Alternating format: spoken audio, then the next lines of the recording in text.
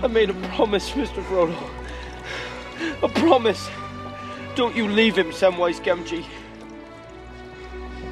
And I don't mean to. Stories teach us empathy. I don't mean to. They teach us wisdom. They teach us skills. Oh, Sam. And no story has ever done that, in my opinion, as well as The Lord of the Rings. We all need a Samwise to pick us up and carry us. And I think we need to be Samwise for somebody once in a while, too. Yep. So how do you become a ride or die bestie, like Sam? It's been 5 years. And nearly 300 episodes. Millions of you have watched our videos. And we're still here, learning, crying, and laughing together. We've got some new music. Things are a little bit shinier and spruced up here and there. But we're still the same two dads on the internet talking about movies. And feelings. And since we've been doing this for 5 years, we decided to revisit one of our favorite film characters. The hero we talked about in our very first episode together 5 years ago. So here's to the next 5 years, because there's some good in this world. And it's worth fighting for.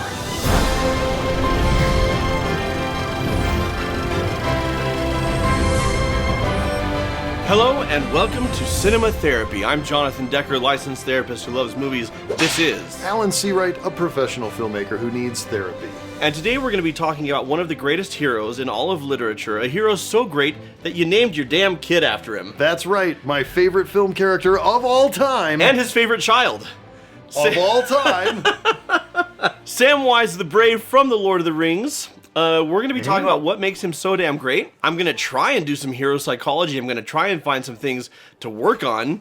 It's kind of hard to Not gonna fix find 'em. perfection. Nope. And that's for my own gather! Perfection. No, he has some insecurities. He has some struggles from the beginning. But what he also has is loyalty and perseverance and integrity in spades. Let's do this. Yeah, this is mostly going to be hero appreciation. Confound it all, Samwise Gamgee! Have you been eavesdropping? I ain't been dropping no eaves, sir, honest. I was just cutting the grass under the window there, if you follow me. A little late for trimming the verge, don't you think? I heard raised voices. What did you hear? Speak! Nothing important. That is, I heard a good deal about a ring and a Dark Lord and something about the end of the world, but please, Mr. Gandalf, sir, don't hurt me. Don't turn me into anything unnatural. No. Perhaps not. I've thought of a better use for you. Samwise is recruited. Yep. And perfect casting choice by the casting director, but also perfect choice by Gandalf of companion for Frodo. He knows what awaits Frodo. The Shire is short on warriors, but he can already sense from Samwise, which we see later on, what Sam lacks in battle experience, he makes up for in sheer tenacious loyalty, to the point where he will face a troll holding a frying pan and just go for it. I think I'm getting the hang of this. But like all great stories, every scene is serving multiple purposes. Yes. One of which is to show Sam at the beginning, he's kind of a coward. Not because he doesn't have courage within him, but because he's never left the Shire. He's never needed to show it. He's never needed courage, really. So he doesn't face off with Gandalf with bravado. He's terrified that he's going to get turned into something unnatural. I love that we see him like this, because when we see him with Shelob later, we see how far he's come. Personal question, have you ever woken up with a weird symptom? Like a rash around your neck? Or you can't recall the taste of food? Or hear the sound of water? And immediately Googled it or searched TikTok to see what's wrong? Hey, we've all gone down that rabbit hole. Or should we say, hobbit hole? We should not. But it is time to get the help and care you need with ZocDoc. I mean, they really make it so easy to find and book a doctor near you that there's no reason to put it off. ZocDoc is a free app and website where you can compare high-quality, in-network doctors. And click instantly to book an appointment. It's faster than a flying Nazgul. We're talking about in-network appointments with more than 100,000 healthcare providers across every specialty. From mental health to dental health, skin care to Eye of Sauron care, and so much more. And when you're searching for a doctor, you can filter for the ones who take your insurance. Are located near you. And who treat basically any condition you're searching for. You can see their profiles with your waking eyes. You can also see their actual appointment openings, choose a time slot that works for you, and click instantly to book a visit. Plus, ZocDoc appointments happen fast. typically within 24 to 72 hours of booking. Way faster than you heal from a puncture wound from a Morgul blade. You can even score same-day appointments, so if I need a new doctor, I'm going to use ZocDoc to find and book great doctors near me. No need to use a Palantir or wait until you're paralyzed by the venom of a giant arachnid. Oh my gosh. Stop putting off those doctor's appointments and go to ZocDoc.com/cinematherapy to find and instantly book a top-rated doctor today. That's ZocDoc.com/cinematherapy. ZocDoc.com/cinematherapy. Go back, Sam! I'm going to Mordor alone. Of course you are. And I'm coming with you! You can't swim! But think of it, I mean, earlier, Sam, before he knows who Aragorn is willing to square off with Aragorn to defend Frodo. Yep. Sam! These movies do a whole bunch of dry for wet.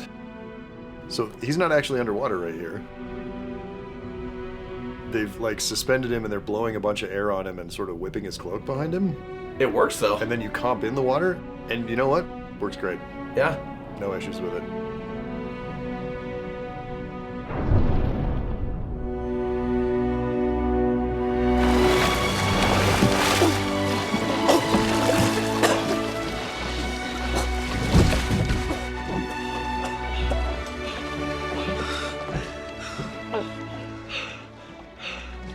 I made a promise, Mr. Frodo. A promise. Don't you leave him, Samwise Gamgee. And I don't mean to. I don't mean to. Oh, Sam. I think what I like most about Sam, honestly, is I don't think any of us will ever achieve surfing down a staircase firing arrows level of badassery. No. I don't think any of us are going to wield a sword against an entire army of orcs like Aragorn does. Like, there's these larger-than-life heroes of myth and legend in the Lord of the Rings that we all, we're just awestruck by. And then there's the hobbits. And then there's the hobbits. But at the end of the day, Sam is someone we actually not only can aspire to be like, if you're lucky enough to know a Sam, you know, like, oh, I'm keeping this person in my life for the rest of my days because they are so good and so good to me. You have a stout heart, Demyanovich. There's a lot of wonderful memes floating around, one of which is, when I was a girl, I thought Legolas was hot. When I was in my 20s, I thought Aragorn was hot. And from my 30s on, I'm like, hang on. It's Sam. Well, and this scene, like, perfectly encapsulates one of his defining traits, kind of three of them, but really one of them, integrity. I made a promise, Mr. Frodo. And a promise. He repeats it. Yeah. Because it's so important to him that he keep his word. And, it's me, so I'm tearing up, because good guy on screen. And some would sit here and say, well, it's in short supply today. It was in short supply in Tolkien's time. Integrity is always in short supply. Human nature is to be venal. Yeah. This is a thing we all have to struggle against. Also, determination and loyalty. Like, dude goes into the water, he can't swim. Doesn't matter. I'm going to be loyal to Mr. Frodo even to the bottom of this lake. Notice how we didn't say smart. That wasn't a trait that we said. Well, it is true that wisdom is earned. And that's part of the journey for him, right? Everything that he experiences with Frodo gives him experience, which increases his wisdom. Man, the close-ups in this movie. No! Stop it! Leave him alone! Don't you understand? He's got to destroy it! That's where we're going. Into Mordor. To the Mountain of Fire. Osgiliath is under attack. There's a gear you find, to the point I was making about experience, and experience increasing our wisdom, at least if we're open to it. That's also true for courage. Early on, you've got Sam, he's a gardener. He doesn't even have... He's too scared to talk to Rosie Cotton. Go on, Sam. Ask Rosie for a dance. I think I'll just have another ale. And now he's standing up to a prince with an army. Swords, bows, arrows. And a prince of men. Yeah. A guy who's nearly twice as tall as he is. Yeah. This is Samwise GAMGEE. Your bodyguard? His gardener. And he's standing up and he's squaring up to him. Why? It's a perfect example of courage isn't the absence of fear. Courage is being scared shitless and still doing it anyway. Because he cares about the mission, because he cares about Frodo, and also because he's finding himself. On this trail, from the moment he says, If I take one more step, it'll be the farthest away from home I've ever been.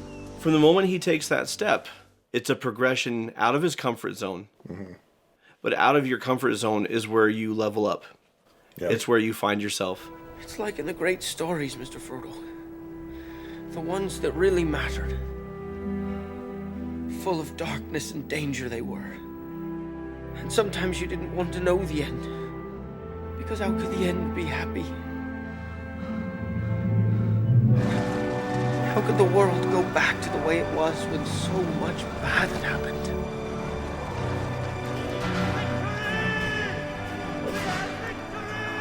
But in the end, it's only a passing thing. This shadow. Even darkness must pass. A new day will come. And when the sun shines, it'll shine out the clearer.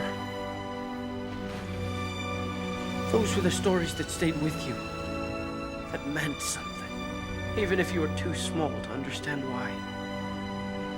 But I think, Mr. Frodo, I do understand. I know now. Folk in those stories had lots of chances of turning back, only they didn't. They kept going. Because they were holding on to something.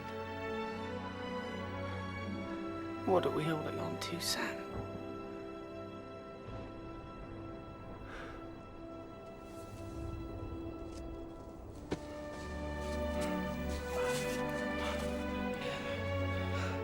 There's some good in this world, Mr. Frodo.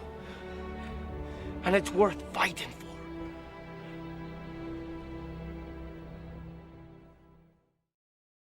Holy crap.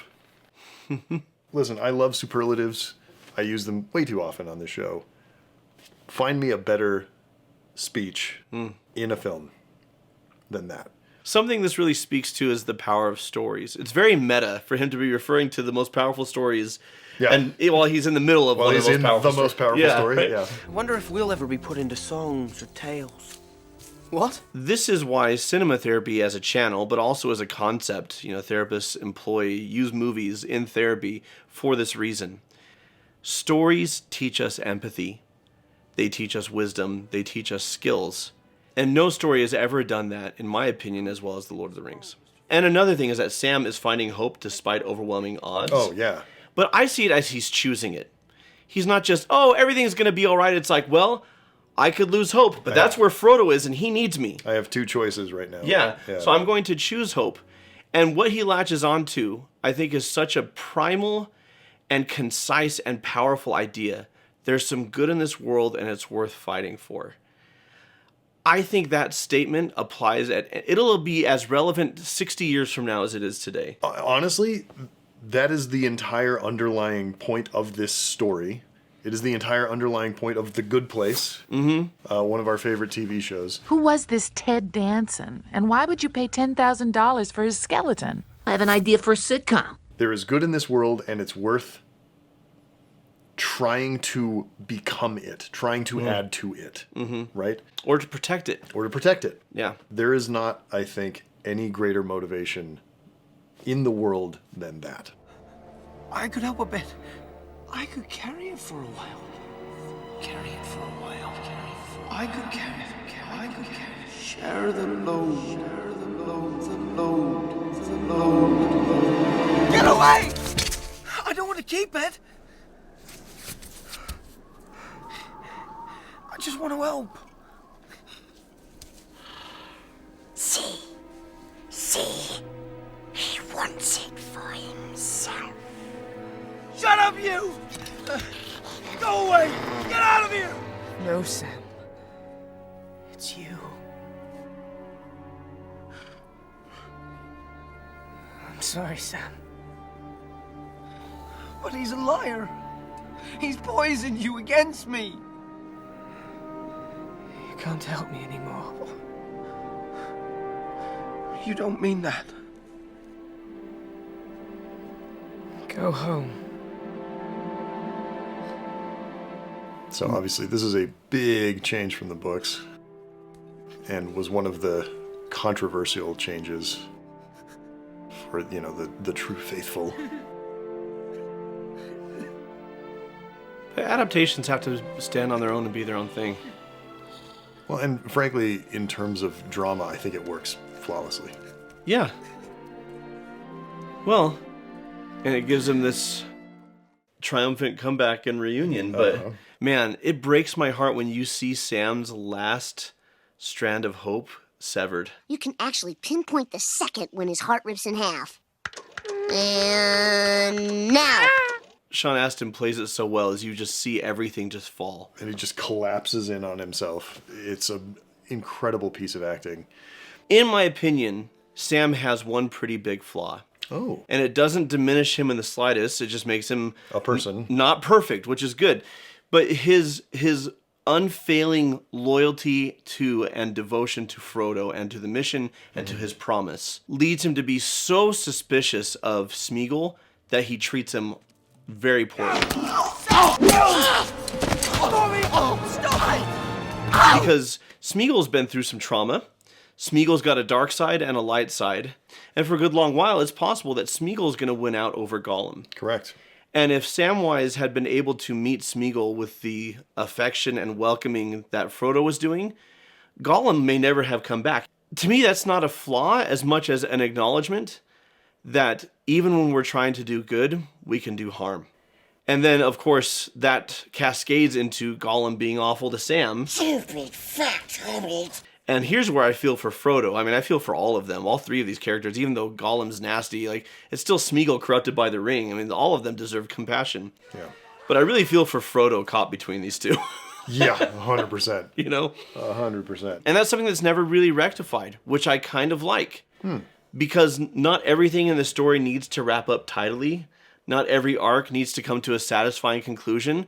Because sometimes things just go bad and people never talk to each other again. Or people die and things are never fixed. Well, and I mean, it's wrapped up. Well, yes.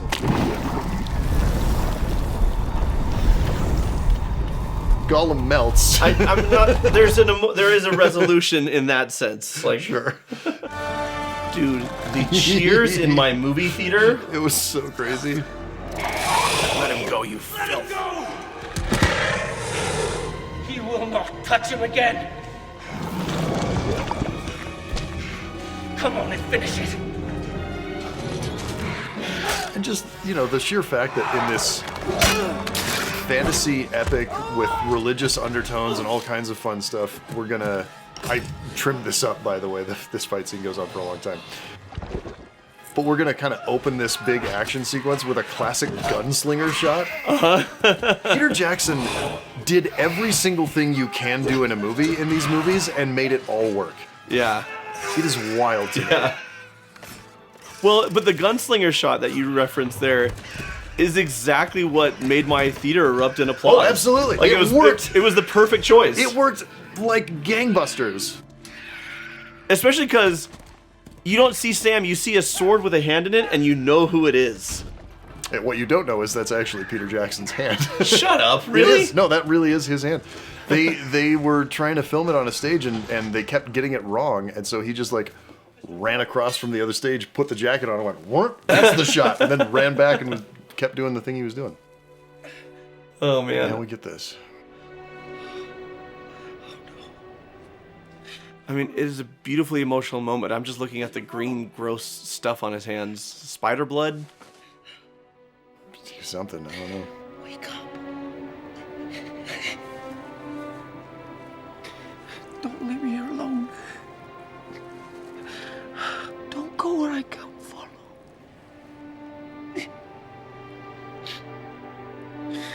Wake up.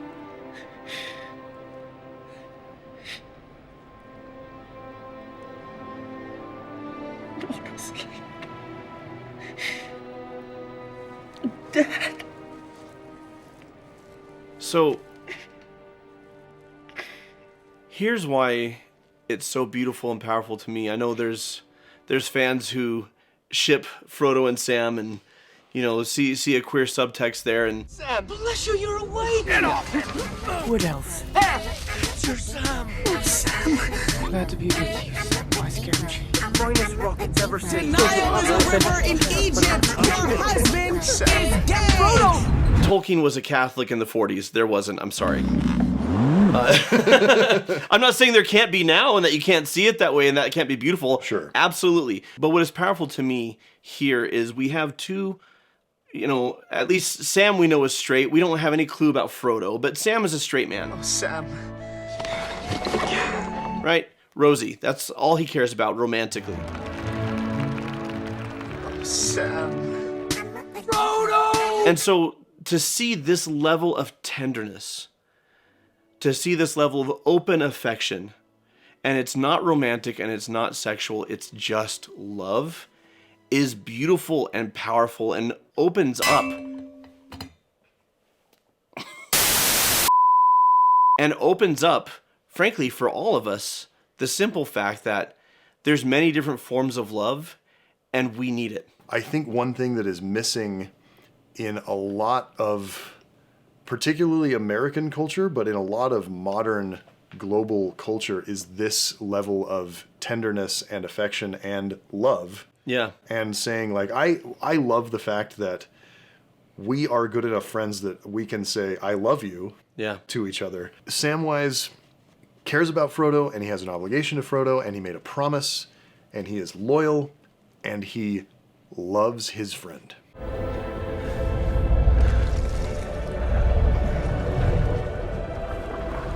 I love the combination of makeup and performance that makes these characters just really look like they've been through it. They've just absolutely had the kicked out of them. Do you remember the Shire, Mr. Frodo? It'll be spring soon. And the orchards will be in blossom. And the birds will be nesting in the hazel thicket. And they'll be sowing the summer barley in the lower fields. And eating the first of the strawberries. Trying to give him something beautiful to help get him on his feet, something to motivate him to keep going. Do you remember the taste of strawberries? But not just for the task, but because Frodo's suffering. I can't recall the taste of food. No, the sound of water. The touch of grass.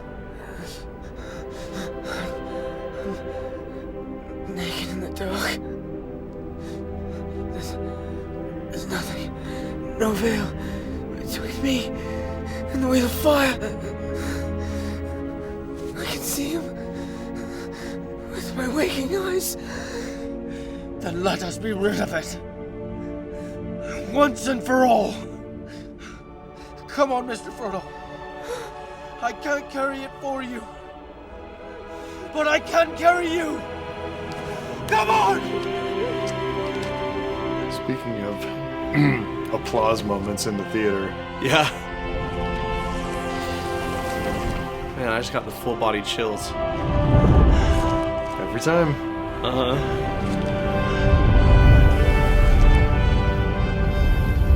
It's also a very succinct and powerful bit of writing of I can't carry it for you, but I can carry you. Yep. You watch it and you don't just hear that line and think it only applies to Sam and Frodo. Like it just hits you down to the very center of that is what we need each other for. Yes.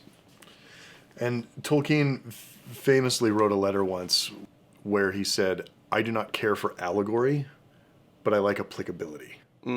So allegory is this equals that.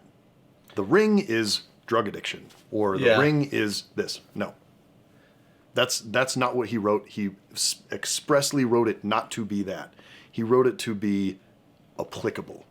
So you can see drug addiction in the ring, or you can see, whatever problem a person might be carrying that they're trying to get rid of, as that's what the ring symbolizes for me right now.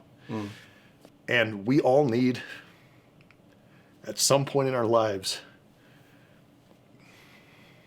a Samwise to pick us up and carry us. Yeah. And I'm very lucky that I've had a couple of people to do that. I've had you do that. Yeah, I've had you do that.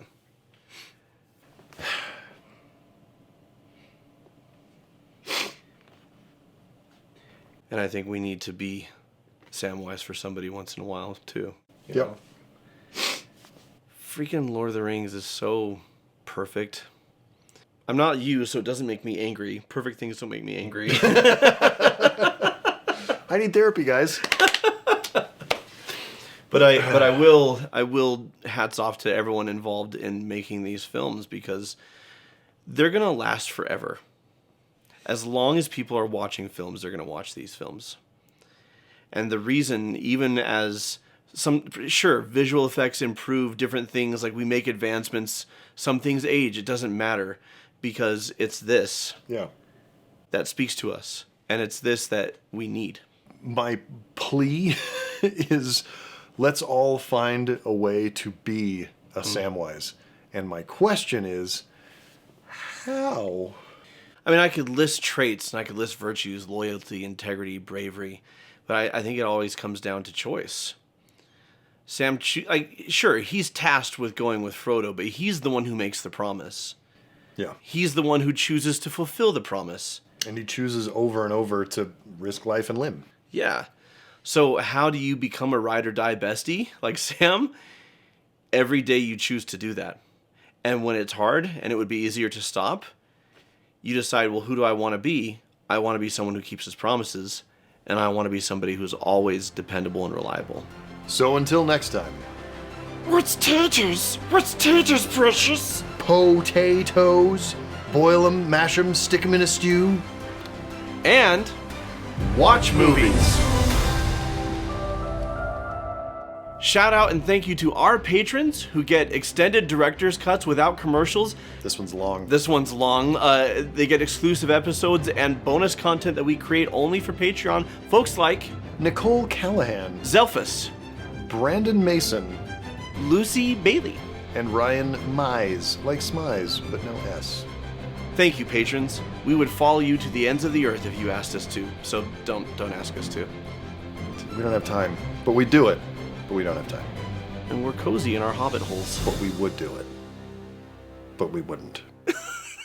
Come along, Samwise. Keep up.